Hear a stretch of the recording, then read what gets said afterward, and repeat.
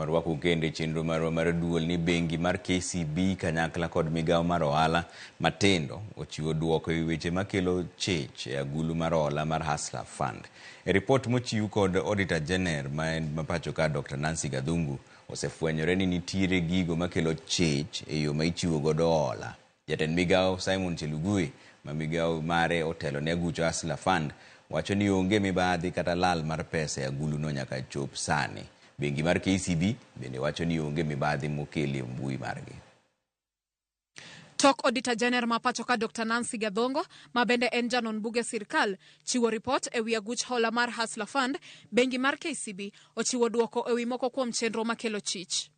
Kaluwore gi ripot no, customers abich nokwayo hola kata obedo ni ne gionge kod opande minyalo fweny godo ka bende hola no nochopo negi kata oyo. E duoko margi, bengi mar KCB owacho ni kuom ji abich mane okwayo hola maonge opande, ng'at achiel noyudo hola kendo duoko mak mana ni ng'ikruok e lai mar tudruok manyasani ne ok ochiwo ranyisi makamano. Auditor General yango ni nitie hola tieng' di 1,978 maromo shillings 477,928 manokaw kotigi opande moko diriyo. Kwan mar opande motigo diriyo e chwalo kwayo mar hola romo 867, ranyisi ni lai mar tudruok okorit makare.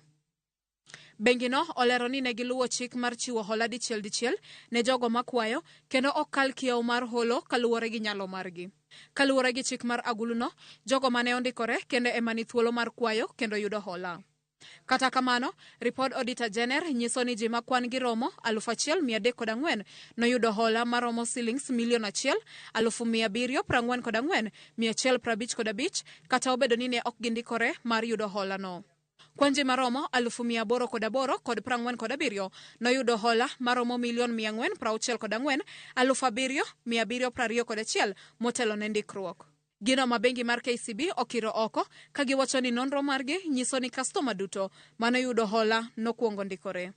Korka kore, jatend migawo mar ohala matindo kod riwruoge saga Simon Chelugui bende oyango ni onge mibadhi e chenro mar chulo hola mar Hustler Fund.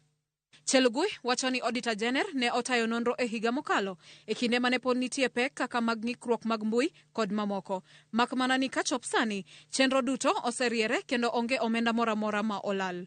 E ripot mare, kachopok tich jumani, jo Kenya makwan gi romo 23,000,000 nosendikore e kepo mar hola kendo hola maromo shillings 54,000,000,000 osechiw. Kuom omenda no, 42 bilion oseduoki. E Finya Kidi, Ramogi TV.